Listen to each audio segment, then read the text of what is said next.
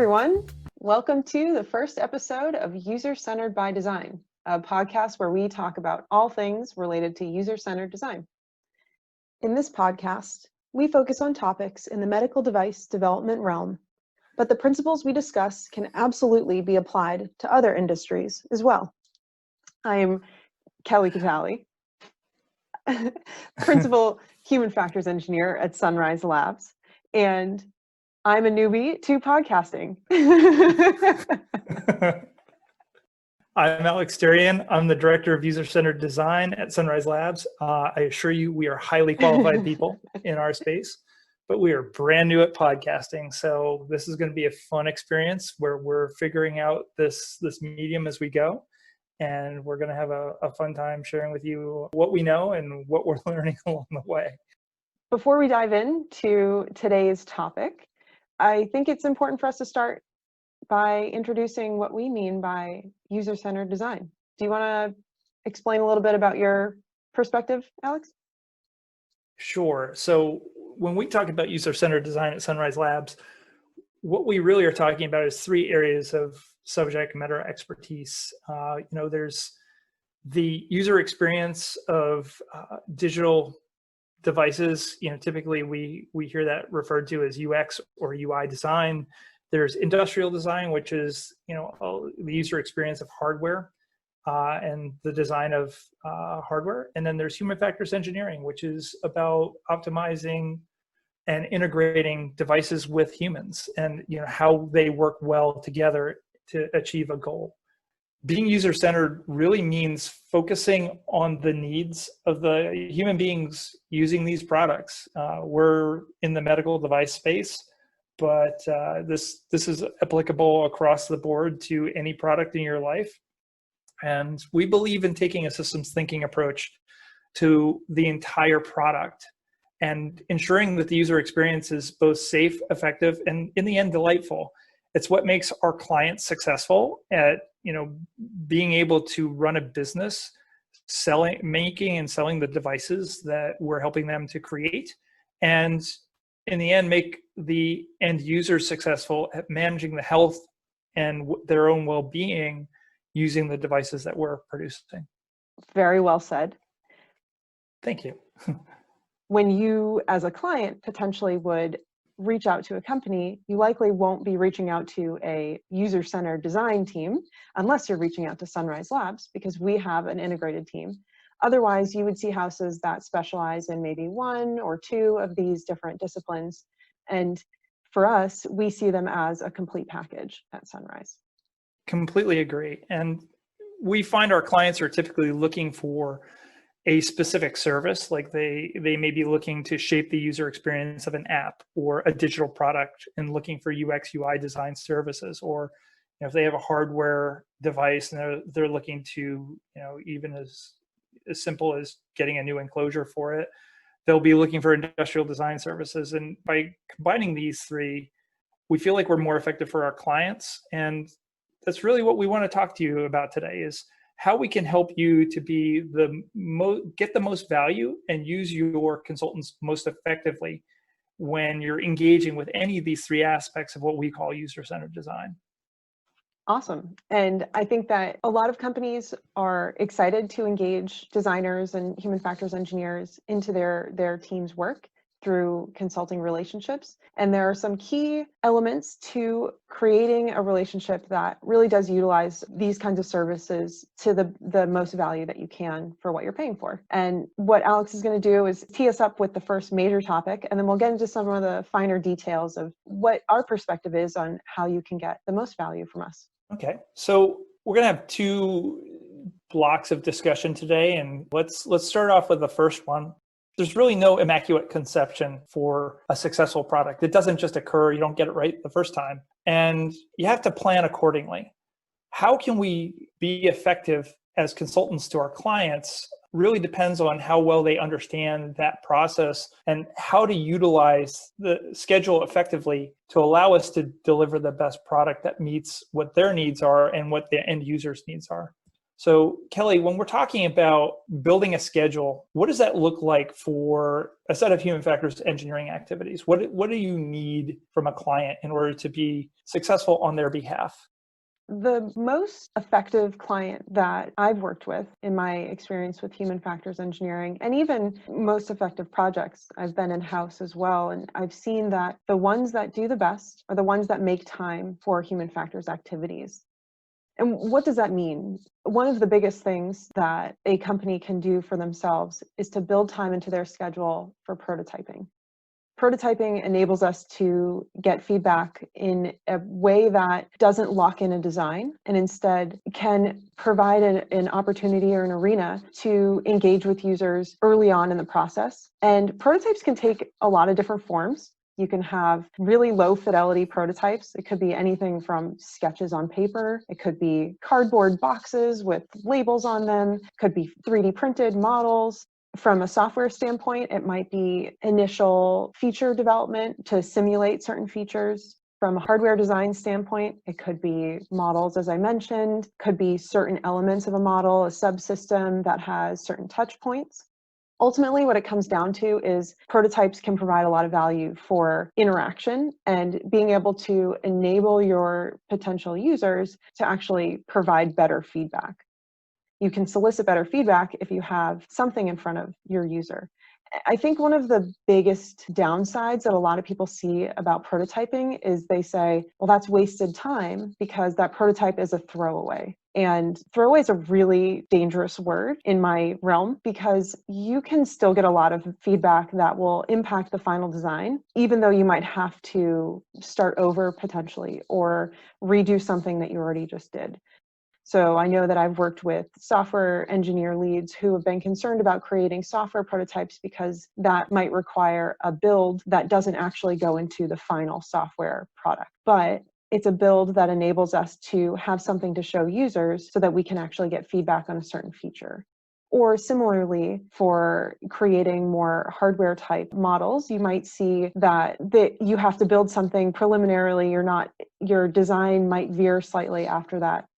So I love your point about the software engineering and the builds there, because the perception that because it's a dead branch off the repository, one of the things that I've found is with the right mindset, and as long as we're working quickly and the expectation is that it's not a super durable prototype, the engineers learn so much about how to figure out the coding approach to build the intended experience and investing the time to explore and invite that mindset about everybody's learning along the way. And it doesn't just have to be in the service of one type of learning. It can be for serving all types of learning. And acknowledging that it's throwaway in the right way, make sure that we're using it to its most impact. And I'll add also that I've found in my experience in user testing that when a prototype or a model or whatever kind of mock-up you have in front of someone looks really, really polished and you've spent lots and lots of time on it, users are actually sometimes reluctant to give feedback because they're afraid that there are certain things locked in already. Versus if you have a prototype that is maybe a little less polished and a little less refined, they feel more at ease giving feedback that might have a potentially bigger impact on the overall design. So I think there's a lot of consideration to be made for what kind of feedback you want to get and what level of fidelity you want to achieve through your prototypes. And there is a time and a place for really any type of prototype. And it's important that you do offer that space in your project and that time is built in, dedicated to prototyping. And I welcome what you think about that, Alex, and how that your perspective ties in from a design standpoint. Absolutely. A lot of our best thinking is in prototyping, as you all know. I mean, we work together quite a bit. From a standpoint of consulting with clients, one of the most challenging aspects on a project can be if we're not taking enough iterations at the design and really getting the time to look at the product in the hands of the end users. The prototypes are really powerful for communicating the story of the design, but that's only part of what we need to do in the iteration. The client feedback, the internal feedback, all these are extremely valuable, but getting to see the product in use by the end user is the conversation that we need to have when we're developing the product, because you learn so much. and they get inspired and in turn give you great feedback, including enough opportunities for research to exist and for a broader segment of the team to really engage and get to observe the end user experiencing that product. The most painful part of any of this that I know we talk about in our team quite a bit is, what if we're designing the wrong product? A lot of the regulation is aimed at designing the product the right way and doing the right steps. But if we're running too fast and too lean, we may not validate the idea that we're going after. And the client can certainly do this. We love that. Our clients would do well to make the time to allow for that in their own process or in the process with us, because it really helps to avoid the most costly rework of all, which is we built this brilliant thing in the right way, but it doesn't have any meaning to the end user and they're not going to adopt it because there's too much friction or there's a problem. I love that word iteration, an iterative mindset. I think it's really, really important to reinforce that. In any schedule, the high level goal should be to fail often and fast. You should encourage failure in the beginning of a project. Put ideas out there in a way that you're okay, because you know you're going to get feedback and then you're going to be able to check it again the next time you seek feedback. And the more that you can support an iterative design process, and what I mean by that is creating small cycles where you can build a prototype or try to experiment. Maybe you hypothesize some specific aspect of the experience and then you go out and try it. Experimenting and allowing time to really honor that experimentation will in fact pay off in the end, because you've been able to tweak or make adjustments or restart without a huge investment in the amount of effort that you've put into a prototype or a feature set or a design in some way. In the end, you've got a robust solution that you can feel confident in. You've created the thing right, meaning that you meet your requirements that you set out, your design inputs, but that you've also created the right thing, which it comes back to what you were saying, Alex, about did we even design something that's meaningful for the end users? And I think to kind of play off of what you're discussing there is, I think there's this insight for our clients that can help them is not being delicate with the product or the process. If you can embrace a willingness to kill off what isn't working and to remove failed experiments and move past them and learn from them and focus on what is working and evolve the product quickly. The approach that we quite often are advising our clients on is embrace failure and look for the other ways of driving efficiency. Efficiency doesn't mean getting it right the first time. Efficiency means that you design fast experiments, you prototype in the shortest amount of time possible, in the crudest way possible, just enough fidelity to really prove out what your beliefs are, enough to move on to the next round. Focus on getting it wrong and having a lot of ideas by, as soon as you have user needs, there's interpretation there. You should start experimenting with your different interpretations of those user needs, that you can embody what you believe your requirements might look like before you even commit them to paper based on your interpretation of those user needs. And that's an experiment that you can run and test out. And before you get to signing off on your requirements and locking them in, and it's a little bit tougher each time that you do that, you have a pretty good picture that everybody agrees with, and you've gotten some level of validation from the end user as you're going through it.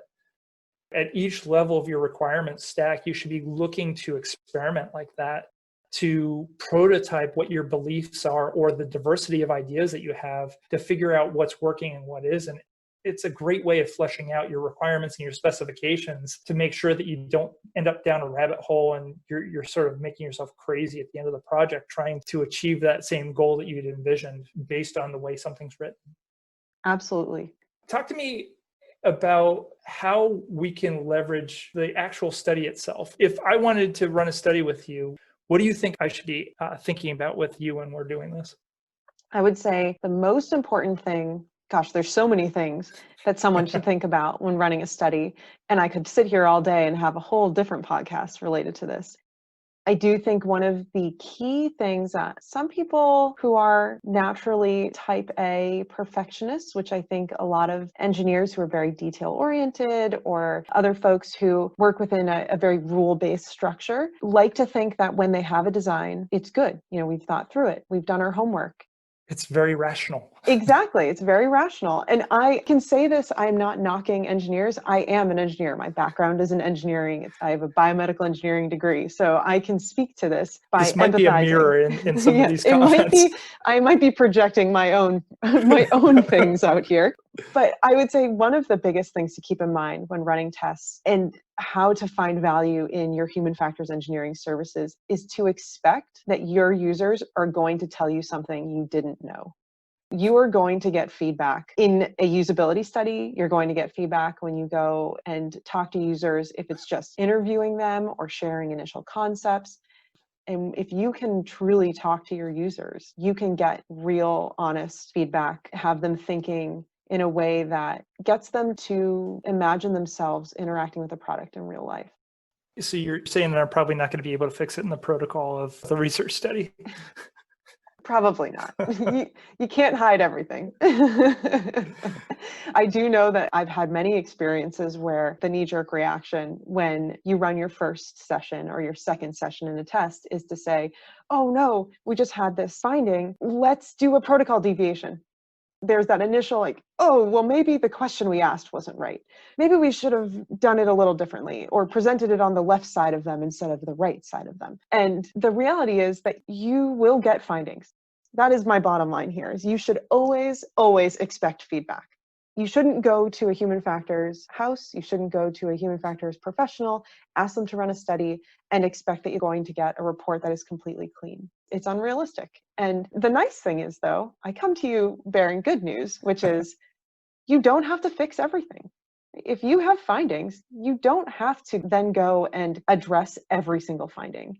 There's a process. You can use a risk-based approach to say, okay, what does this finding really mean? What does it mean for the risk profile of our product or the use scenario?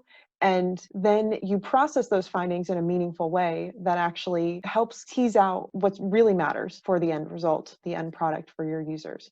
And that risk-based decision-making can help you stay focused and make those findings that you will inevitably have feel a lot less painful than you might think they could be. I really like that. And as we talk about expectations, well, I think there's some similar expectations with level of control. Our clients are coming to us with a vision and their baby. It's their product. It's their vision, the hopes and dreams that they've been working hard on to see come to fruition. There's all levels of expectation that you can see. But if you really want to get value out of a user-centered design team, and especially the UX UI design and industrial design sides of that trifecta, you want to come to the table with more of a problem or an opportunity that you want to see solved. There are times where clients, they have something and they just need somebody to execute it. There are certainly those jobs, and they're good jobs to have. It's good work to do. And I believe it's great to have the chance to help people see their vision come into the world. But in terms of getting the value of design and sort of going, here's the cube and put rounded corners on it and make it amazing, there's a disconnect for the client between what they're expecting, which is an amazing product experience, but an overconstrained problem, which is just fill in the radii on this cube. You're not going to get the result that you want, which is really where value comes in, to measuring the execution that any team is going to do for you, but especially what I know that we're capable of doing a lot of times. Really, that means that we start off integrated early, and we're contributing to the definition of the architecture through relating it to the experience of the end user and the problems that they're seeing and the problems that they're experiencing. And it really ensures that we're able to have the technical implementation, the market vision, and the user experience all mature at the same time in a way that supports each other, as opposed to cause late stage conflict and sort of arm wrestling over the right approach. Start early, start often, iterate with a great opportunity or a really hairy problem, and let's all work it together, because creativity certainly doesn't stop at at the doorstep of a user-centered design team or any one of these subject matter expertise areas. And I would add that what you've already mentioned, though not using the word explicitly, collaboration is really important. And what we've seen is involving everyone in the process from the beginning, building that trust and creating an environment where people can feel open to say, hey, this feels like it's off our original vision. What's going on here? Or we are open as the consultant to offer feedback in a way that feels like a safe environment to do so. And I think that when someone comes to the table with an idea, our first step, like you said, is to really understand problem space and ask questions to get to the why. We always want to know why. It drives some people crazy, but that is what our team does.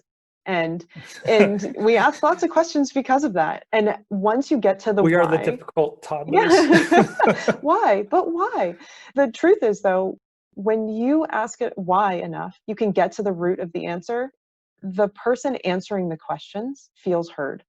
I truly believe that is the biggest piece of building trust, is when the person who comes to you with something in their mind, if they can feel like you've heard them, that's the best thing that you can offer. And what I can say to a potential listener, a client, is that be open to answering those questions. Be open to being that collaborative partner who can provide the insight that your design and human factors counterparts are looking for.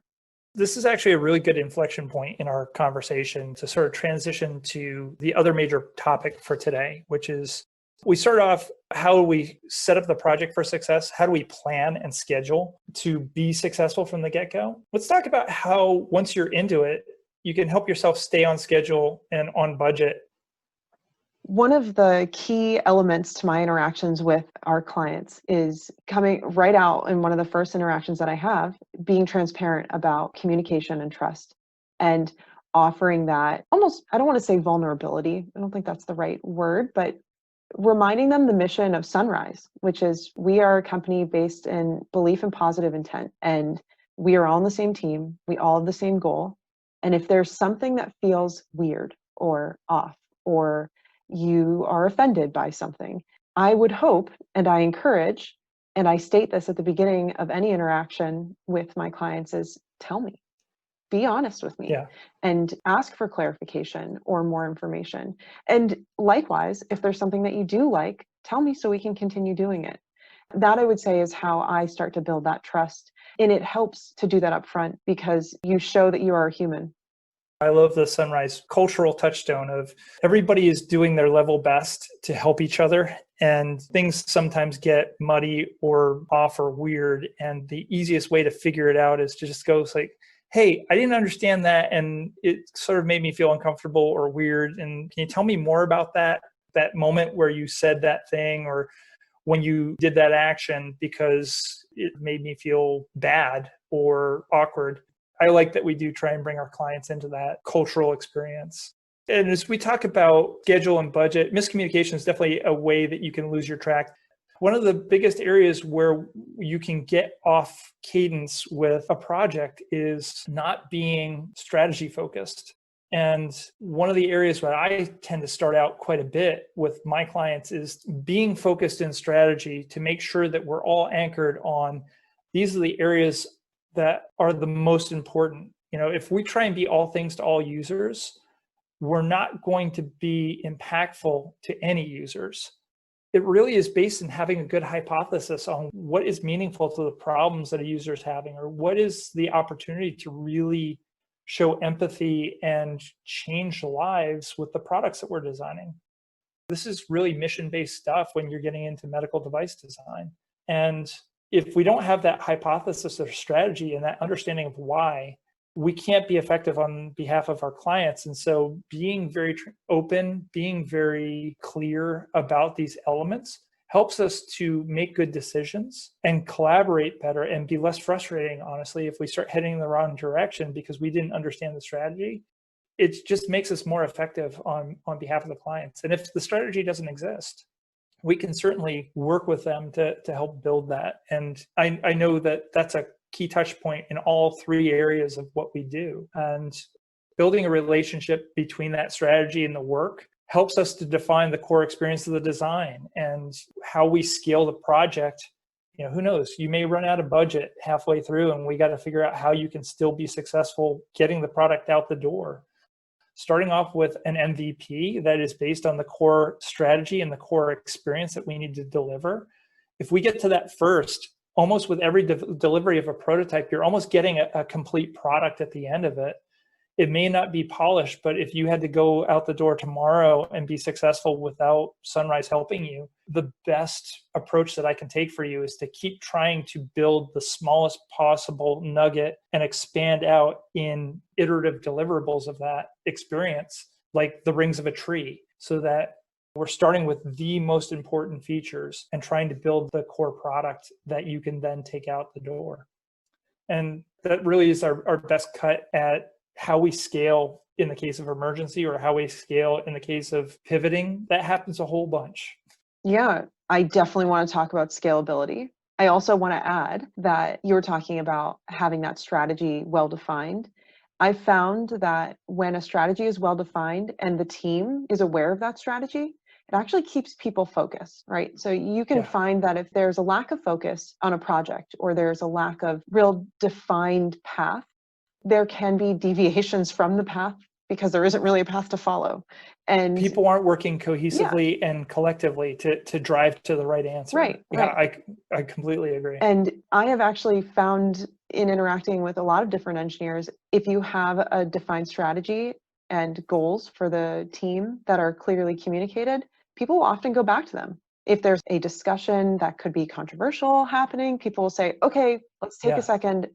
How does this go back to our strategy? And even the most unlikely people will use that tool in their back pocket because maybe the argument they have supports the strategy more than someone else, and it becomes part of the conversation.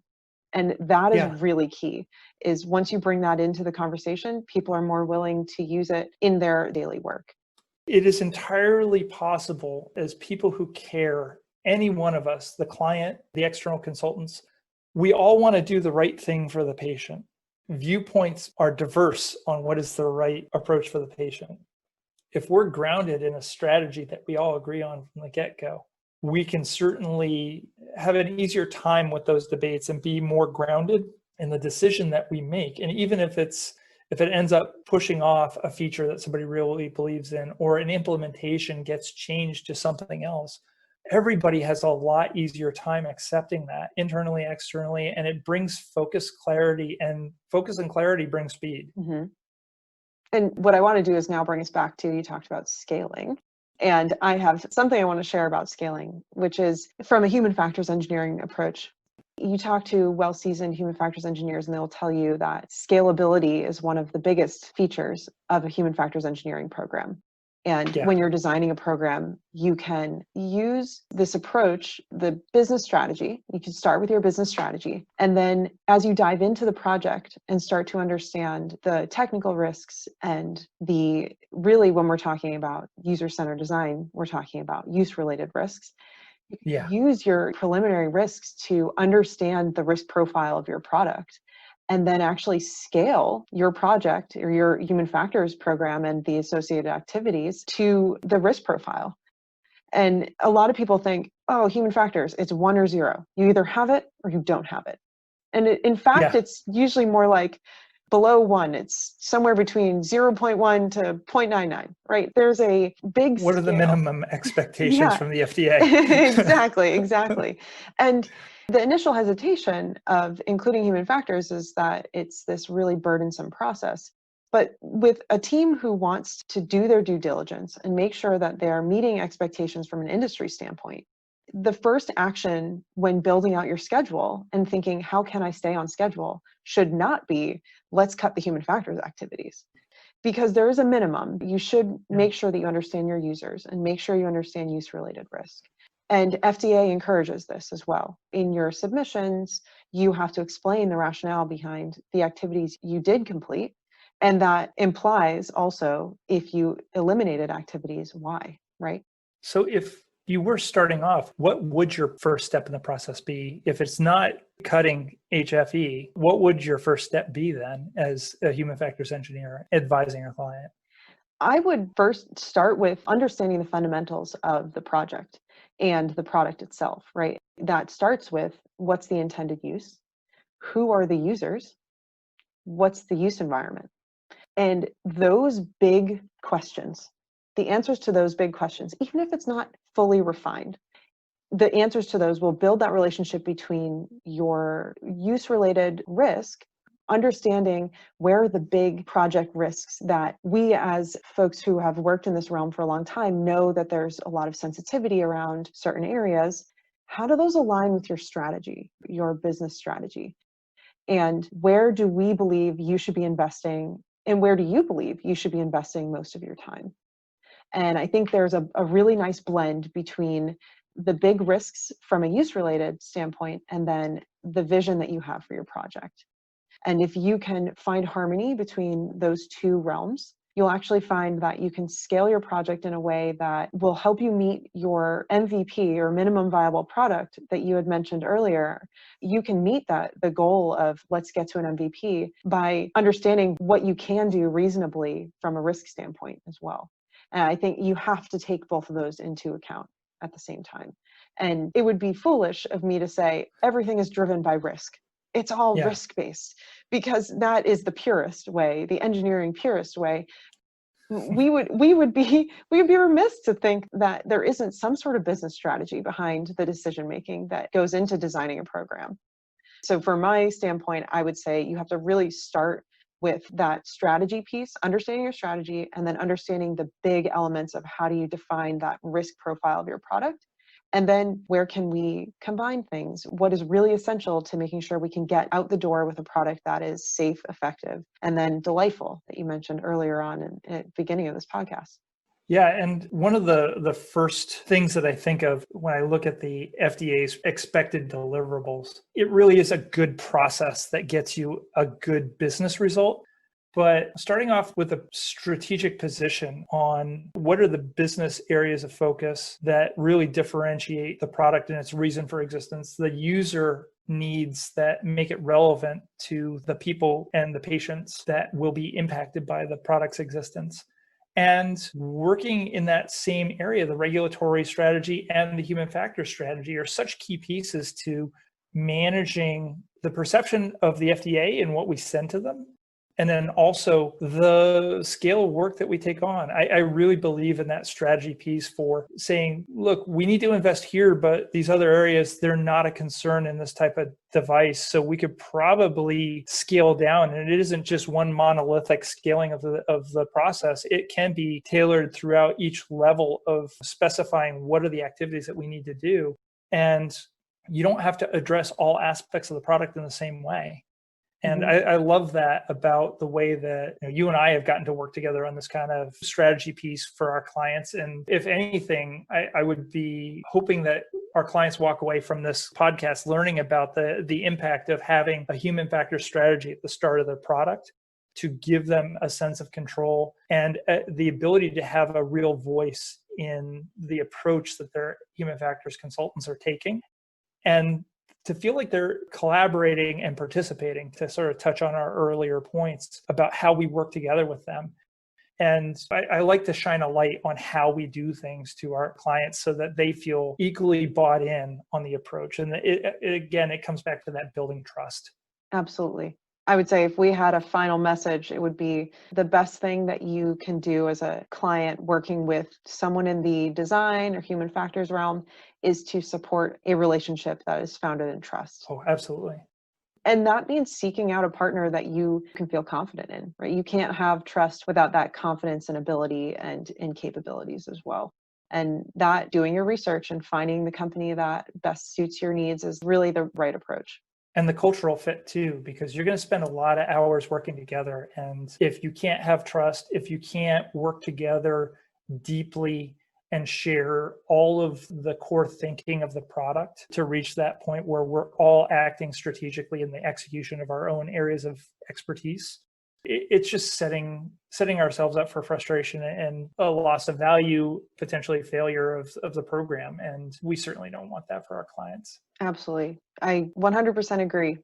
And I think one thing to note here for us as we wrap up is what we've shared today is really just a small piece of the puzzle.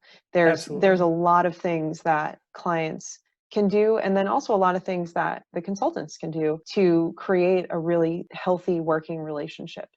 And we've started the ball rolling, we'll say. Well, I think I just used two different metaphors together. I blended two of them, but we have gotten the ball rolling, and it's a starting point for Yeah, whoever is thinking about these services and thinking about a way to really bring the most value to their project.